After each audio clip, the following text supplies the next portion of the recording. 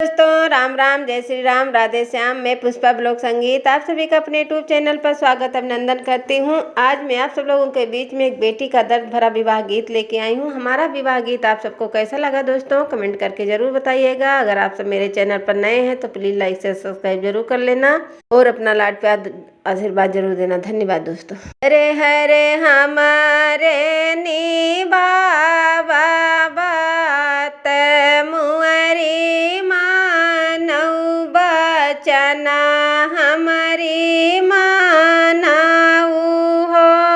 बाबा जिनी की हा बड़े घर बियाहवा का दर हमारी नहीं होई है हो। हरे हरे हमारे नी बाबा बचना हमारी मानऊ बात मुअरी मानाऊ हो। बाबा जिनी करा बड़े घर बियाहवा का दर मुअरी नहीं होई है हो।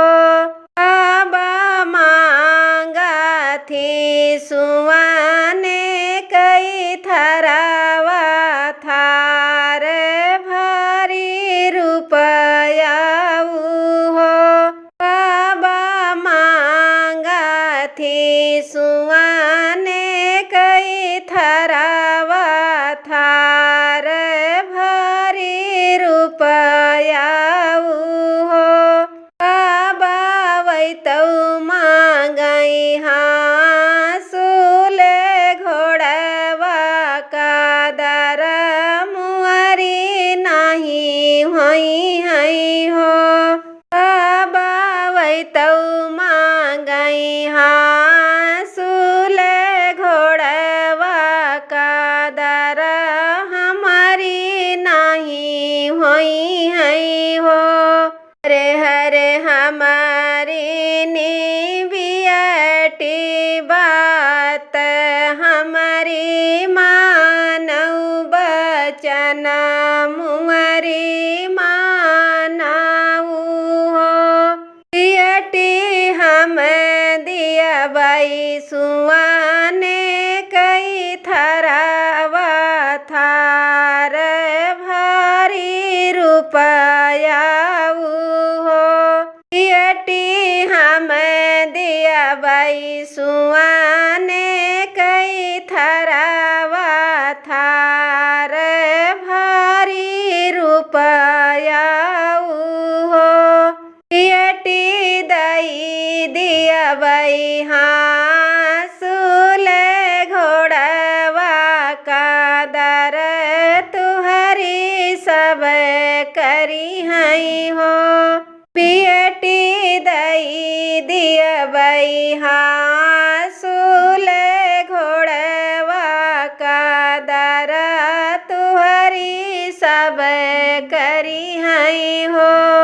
हरे हरे हमारे नीचा बात हमारी मानऊ बचना मुअरी मानाऊ हो। चाचा जिनी कर बड़े घर बियाहवा का दर हमारी नहीं होई है हो। चाचा जिनी करा बड़े घर बियाहवा का दर हमारी नहीं होई है हो। चाचा वैतऊ मांगई गैया भाई सिया उर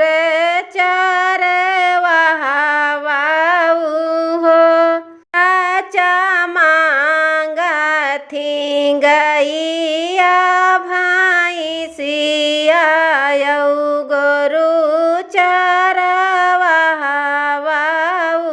हो। हरे हरे हमारी नी बियटी बचना मोरी मानऊ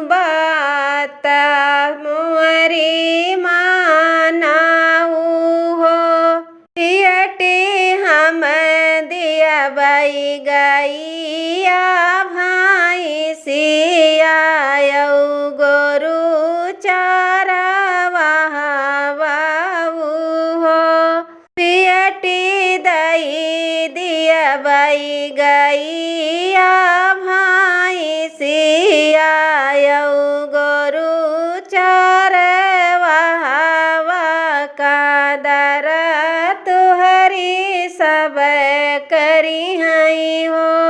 पियटी दई दिया बाई गैया भाई सिया गोरु चरवाहवा कादर तुहरी सब करी हई हो।